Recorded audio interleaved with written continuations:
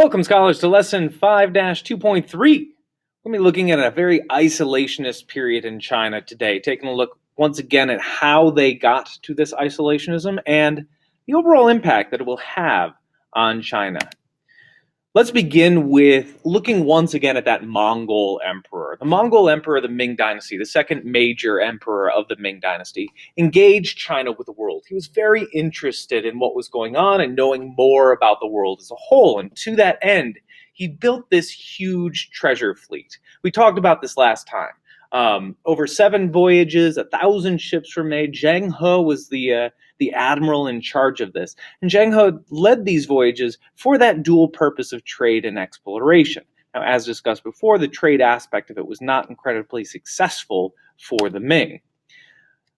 Now, the Chinese scholars, many Chinese scholars, did not like a lot of what was coming back with Zhang He.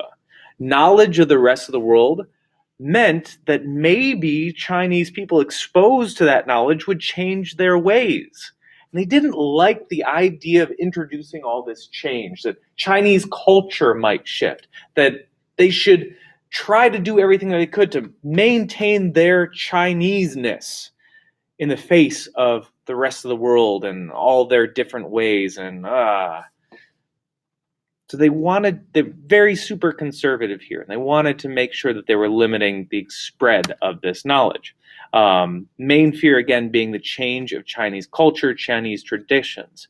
So many within China were really opposed to this early on.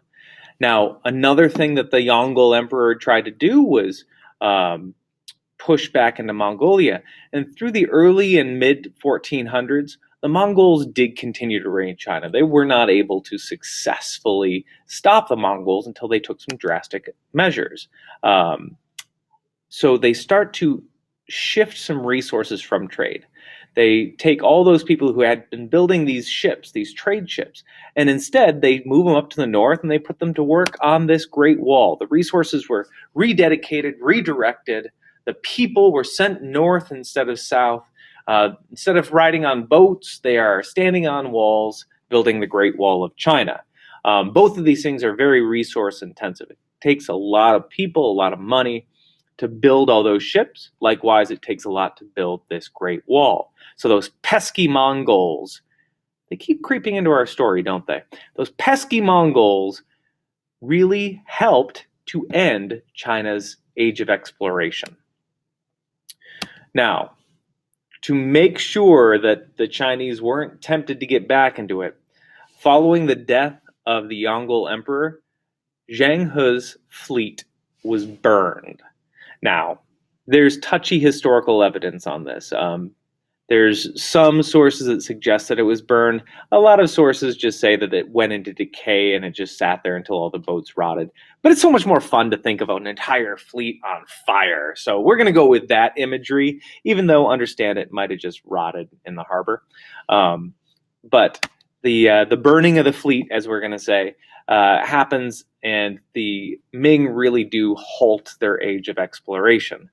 Now, in the late 1400s, they take that a step forward and they outlaw the construction of ocean-going ships.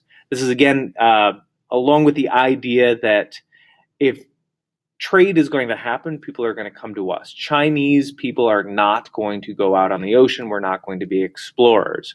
No building ships. And let's go even further and say Chinese cannot leave China. So under the direction of the Ming government, the Chinese were not allowed to leave China. So no Chinese merchants on the Silk Road, no Chinese ships out in the sea. China is taking a very different direction here. Now, does this mean that they halt trade completely? No, of course not. You can't run a country without any trade whatsoever, but it does become very strictly controlled. Foreign merchants, for example, are not allowed to enter China's borders. So no Chinese could leave China, no foreign merchants could enter China, which becomes kind of difficult. It means that all of Chinese trade has to happen at the border. Trade ships were only allowed to enter specific ports, But many Chinese themselves aren't allowed to enter those cities. This is an example down here, the city of Macau. It's out on a teeny tiny peninsula way down here in China. Ships were allowed to come here. This was actually a Portuguese trading city, and they could drop off their goods. And then the Chinese, a few select individuals, would come in to handle those exchanges and collect those goods and payment. But the regular Chinese people, not allowed in Macau. The Portuguese, not allowed to leave Macau or go anywhere but Macau. So that is how trade was done. Now, this is going to lead to problems for the Ming. One, as trade with China becomes more difficult, trade simply declines. Chinese can't bring their goods out. Most merchants have trouble getting in. This control over trade leads to a decrease in trade. And anytime you have a decrease in trade, you had a decrease in wealth. China, the Ming had inherited the wealthiest empire in the world. I mean, by far the wealthiest empire in the world. Nobody is close to the Yuan Chinese at the time the Ming take over. But this wealth is bleeding off. It is declining because it's becoming harder and harder to trade with China. Also, this lack of contact with others, the idea that the Chinese are not going out and seeing what the rest of the world is doing and they're really just focused on their own, means that the Chinese, who had been among the most advanced technological civilizations in the world, if not the most, start to slow down and start to fall behind others. And the Europeans, most notably, start to surge ahead of the Chinese, particularly in naval warfare. That is, fighting with boats.